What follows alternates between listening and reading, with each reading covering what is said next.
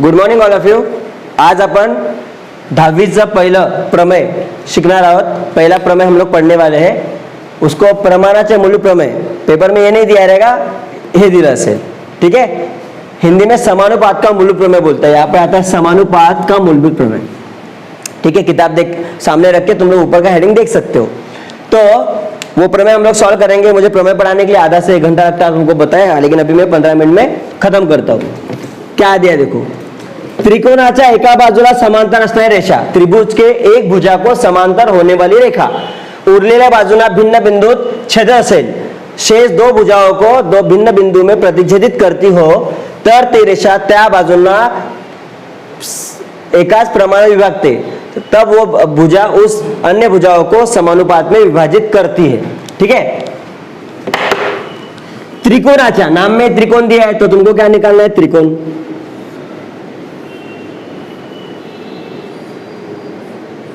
कोई भी त्रिकोण निकालो. देखो रट्टा नहीं मारना है, मैं समझा रहा हूं, आराम से वैसे करने का, रट्टा नहीं मारना है. त्रिकोणाचा त्रिकोण निकाला. अभी त्रिकोण को कोई ना कोई नाम होगा, तो अभी नाम दे देता हूं यहां पर ए बी सी. अब त्रिकोणाच्या एका बाजूला समांतर असणारी कोई भी एक भुजा को समांतर, एका बाजूला एक भी भुजा, एक भुजा को समांतर चाहिए. अगर तुम इसको समांतर निकाल रहे हो तो ऐसे आएगा, इसको समांतर निकाल रहे हो तो ऐसे आएगा, और इसको समांतर निकालोगे तो ऐसा आएगा. तो मैं एक भुजा को समांतर निकाल रहा हूं, डीसी को समांतर निकाल रहा हूं. समांतर को लाइन को नाम देंगे हम लोग एल. ठीक है. तर ती रेषा उरलेल्या बाजूंना वो बची हुई भुजाओं को, इसको समांतर निकाला ना. अब बची भुजा कौन सी? ए बी और एसी को दो भिन्न बिंदु में प्रतिच्छेदित करती है. दो भिन्न बिंदु में. समझो मैंने इसको नाम दिया पी और इसको नाम दिया क्यू. अब जो हमने निकाला उसी को हम लोग मराठी मध्ये बोलतात पक्ष, तो अपन हिंदी में बोला जाता है दत्त. पक्ष हिंदी में बोला जाता है दत्त. ब्रैकेट वाला हिंदी मीडियम के लिए. ठीक है. क्या सबसे पहले तुमने क्या निकाला? त्रिभुज. त्रिभुज का नाम क्या है? एबीसी. तो यहां पे लिखना है त्रिकोण एबीसी. मध्य हिंदी में आएगा. हाँ, त्रिभुज एबीसी में, त्रिकोण एबीसी मध्य. क्या निकाला हमने? एल बीसी को समांतर निकाला. रेषा एल समांतर भुजा बीसी. रेखा एल समांतर भुजा बीसी. ठीक है. ये हमारा क्या हो गया? दत्त. आगे तुम लोग और ऐड कर सकते हो कि रेखा एल एबी को पी में और एसी को क्यू में प्रतिच्छेदित करती है. मराठीमध्ये एबी ला पी मध्ये, एसी ला क्यू मध्ये छेदते. हे पण लिहू शकता, तर मी एवढंच लिहितो. ठीक है. अब आगे बढ़ते हैं. समझना. त्रिकोण बोला है इसलिए त्रिकोण निकाला, समांतर बोला इसलिए समांतर निकाला, और मैंने दत्त में लिख दिया, म्हणजे पक्षामध्ये लिहिलं. एकदम सोपं आहे. पाठ नाही करायचं, सॉल्व करायचं. बिना देखे सॉल्व करो. अब सिद्ध क्या करना है? साध्य. साध्य मतलब सिद्ध क्या करना है? मराठी हिंदी दोनों में साध्य बोलते हैं. क्या सिद्ध करना है? ती रेषा वह रेखा त्या बाजूना मतलब उन भुजाओं को प्रमाणात विभागते. विभागते मतलब समान, विभाजित करते मतलब दो भाग करती है समान. एपी और पीबी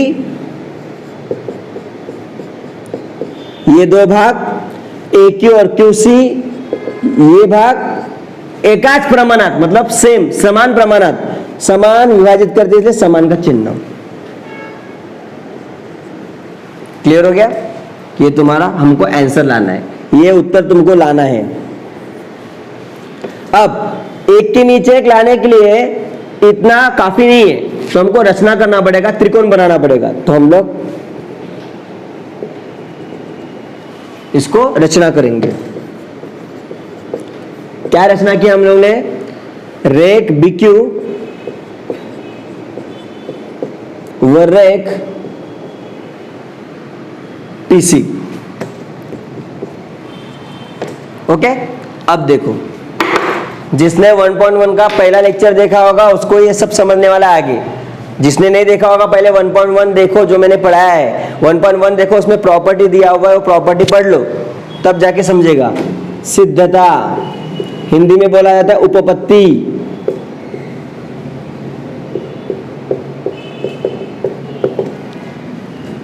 पहला स्टेप. इस डायग्राम को जरा मैं थोड़ा आधा तोड़ लेता हूं। ए क्यू पी और बी, ठीक है। मैंने डायग्राम को ऐसे आधा तोड़ लिया, दो त्रिकोण ले रहा हूं। अब ए पी क्यू का आधार जो है, पाया जो है पी क्यू है, बी पी क्यू का आधार कौन सा पी क्यू है, लेकिन हम लोग पी क्यू आधार लेंगे तो हमारा आंसर नहीं आएगा। तो आंसर लाने के लिए हम लोग आधार चेंज कर सकते हैं, जैसे मैंने कल भी बताया था 1.1 में। ए बी सी का उत्तर लाने के लिए कभी बी सी आधार ले सकते हो, ए बी भी ले सकते हो, ए सी भी ले सकते हो, अगर ऐसा दिया रहेगा तो हम लोग आंसर लाने के लिए कुछ भी कर सकते हैं। तो मैं क्या करूंगा, हमको क्या लाना है, एपी और पीबी लाना है ना, इसलिए ए पी क्यू का बेस जो है, आधार जो है वो एपी लूंगा। बी पी क्यू का आधार क्या लूंगा, बी क्यू पीबी लूंगा। एपी और पीबी, इस त्रिभुज का ये आएगा आधार, इस त्रिभुज का ये आधार आएगा। और मैंने प्रॉपर्टी नंबर 4 जो मैंने बताया, प्रॉपर्टी क्या है कि अगर दो त्रिभुजों के, दोन त्रिकोणांचे पाया आधार अगर एक ही रेखा में होंगे, एक ही लाइन में होंगे, एपी और पीबी, तो उनकी ऊंचाई समान होती है। और जब त्रिभुज की ऊंचाई समान होती है, तो मैंने तुमको पेज नंबर 5 के ऊपर प्रॉपर्टी लिखने बोला था, जब दो त्रिभुजों की ऊंचाई समान होती है तो उनके क्षेत्रफलों का अनुपात आधार के अनुपात के बराबर होता है। दोन त्रिकोणांच्या क्षेत्रफळांचे गुणोत्तर पायांच्या प्रमाणात असते। तो जब भी एक ही लाइन में आधार होंगे, आंसर वो लाइन वही लिखना है, आधार वाला, ठीक है, क्योंकि इसके अंदर हाइट दिया नहीं है। तो उसका पहला उत्तर आएगा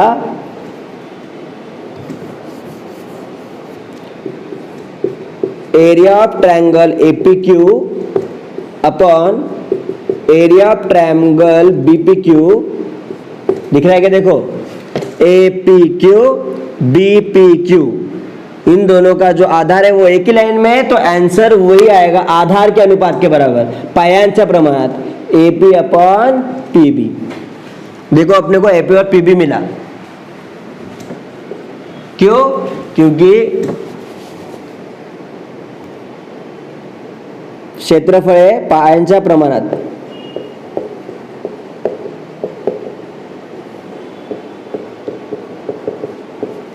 हिंदी में क्षेत्रफल आधार के अनुपात में।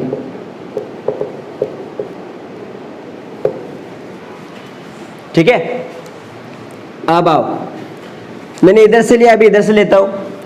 ए पी क्यू का जो आधार है, पाया जो है मैं ए क्यू कहता हूं, और सी पी क्यू का आधार में क्यू से लेता हूं। क्या बनेगा, area of triangle A P Q upon area of triangle C P Q.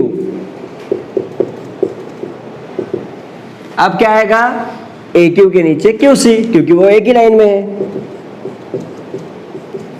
कारण यही आएगा, क्षेत्रफल पायांच्या प्रमाणात, क्षेत्रफल आधार के अनुपात में। हो गया।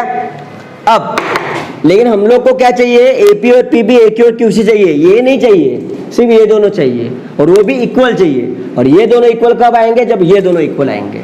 जैसे कि x बराबर y, x बराबर z, जब ये दोनों इक्वल आते हैं तो ये दोनों इक्वल आते हैं अगले स्टेप में, ये दोनों है खड्डे में। वैसे ही ये दोनों को इक्वल लाना है। देखो इक्वल है क्या, एपी क्यू अरे सेम है, BP Q CP Q same नहीं है, इधर बी है और यहाँ पे सी है, वो सेम लाना है। मतलब ये और ये तो सेम आ गया, मतलब मान लो ये 2/3 है, एपी क्यू ये भी एपी क्यू है तो ये भी 2 होगा, ठीक है। लेकिन बीपी क्यू और सीपी क्यू, मतलब नीचे वाला ये 3 है तो सीपी क्यू कुछ अलग होगा, 3 छोड़कर, मतलब मान लो 5 ऐसे है। लेकिन हमको क्या लाना है, 2/3 और 2/3 लाना है। समझ में आया, ये दोनों इक्वल लाना है, नीचे वाला भी इक्वल लाना है। ठीक है, अभी कर रहा हूं। देखो बी पी क्यू, ये जो नीचे वाला है, मुझे बताओ ये इसके अंदर ही है क्या बाहर है, बी पी क्यू अंदर है, सी पी क्यू अंदर है, मतलब ये दोनों भी ट्रायंगल इस ये एल और बीसी के अंदर है। और मैंने तुमको पढ़ाया भी 1.1 में, और वापस एक बार बता रहा हूं कि दो त्रिभुज, दोन त्रिकोण दोन समांतर रेषामध्ये असतील, देखो समांतर दिया है, एल समांतर भुजा बीसी, एल और बीसी दो समांतर भुजाओं में अगर दो त्रिभुज होंगे, दोन समांतर रेषामध्ये दोन त्रिकोण असतील तर त्यांची क्षेत्रफळे समान असतात, तब उनके क्षेत्रफल समान होते हैं। मतलब BPQ का एरिया और CPQ का एरिया सेम होगा। एरिया मतलब area of triangle BPQ is equal to area of triangle CPQ। समझा? क्यों समान आया? समान आया ये इनका क्षेत्रफल क्योंकि समांतर दिया हुआ इसलिए। तो यहां पे लिखना है L समांतर BC। अब BPQ और CPQ अलग था, लेकिन अभी क्या आ गया, दोनों इक्वल आ गया। मतलब 3 और ये 5 दोनों इक्वल है, या तो ये 3 ये भी 3 है, या तो ये 5 तो ये भी 5 है। मतलब ये 3 है तो मैं क्या कर देता हूं 3। अब सेम हो गया ये भी, इसका मतलब क्या हो जाएगा 2/3 इज इक्वल टू 2/3। ये इसको सेम है, ये इसको सेम है। एरिया ऑफ ट्रायंगल APQ, और यहां पर भी है ना area of triangle APQ, same same हो गया। एरिया ऑफ ट्रायंगल BPQ और ये CPQ अलग था, लेकिन यहां पर इक्वल आ गया, तो यहां पर भी आएगा एरिया ऑफ ट्रायंगल CPQ। अभी ये दोनों इक्वल हो गए। APQ और BPQ तुमने कहां से उठाया? यहां से उठाया ना, तो यहां पे लिखना है 1 क्योंकि तुमने 1 से उठाया। APQ और CPQ कहां से उठाया? 2 से उठाया, इसलिए 2। लेकिन क्यों उठाया? ये दोनों तो अलग था, इक्वल कहां से आया? क्योंकि सर BPQ और CPQ को हमने इक्वल लाया और वो हमने 3 में लाया, इसलिए यहाँ पे आएगा 3। तो 1 2 3 के वजह से ये दोनों इक्वल आ गए। अब आया 5वें नंबर पे APQ और CPQ। APQ और BPQ, APQ और BPQ देखो दिख रहा है, वो किसको इक्वल है? AP और PB को। मतलब इसके जगह पे ये लिखना है APQ और BPQ की वैल्यू क्या है? AP और PB। बीच में सिंबल कौन सा है? इक्वल का। APQ और CPQ, APQ और CPQ उसकी कीमत क्या है? AQ और QC। हो गया। AP और PB तुमने कहां से उठाया? यहां से उठाया क्योंकि इसकी कीमत है 1 से उठाया। AQ और QC तुमने 2 से उठाया, यहाँ पे 2 आएगा। और तुमने किसके जगह पे डाला? APQ और BPQ के जगह पे डाला, ये APQ और CPQ के जगह पे डाला, ये मतलब इसके और इसके जगह पे डाला, और वो 4 में है, तो यहाँ पे लिखना है 1 2 4। इसके जगह पे ये डाला, इसके जगह पे ये डाला, लेकिन ये कहाँ से उठाया? 1 से। ये कहाँ से उठाया? 2 से, और डाला 4 में, तो 1 2 4। और ये तुम्हारा आंसर, ये तुम्हारा प्रमेय है। अब याद रखना कभी भी कि जब भी पेपर में समांतर दिया रहेगा, अब याद रखना आगे एक तो पेपर में प्रमेय आएगा तो इसके ऊपर गणित आएंगे। जब भी समांतर पेपर में दिया रहेगा त्रिभुज में, त्रिकोणामध्ये, तर एक के नीचे एक तुमको लेना है, AP और PB, AQ और QC। देखो लिया हमने, अभी हमने सिद्ध किया है। तो जब भी समांतर दिया रहेगा एक के नीचे एक लेने का, और लेने के बाद लिखने का, क्या लिखने का? प्रमाणाचे मूलभूत प्रमेय, समान उत्पाद का मूलभूत प्रमेय। जब भी समांतर आएगा एक के नीचे एक आएगा, ऐसा कौन बोलता है? प्रमाणाचे मूलभूत प्रमेय। प्रमेय आया तो ऐसा करना है, और गणित आया तो ऐसा दिया होगा तो तुमको ऐसा लिखकर इसके अंदर कीमत डाल के गणित करने हैं। ठीक है, ये था तुम्हारा पहला प्रमेय। बाय। इसको प्रैक्टिस करना है, सॉल्व करना है। ओके।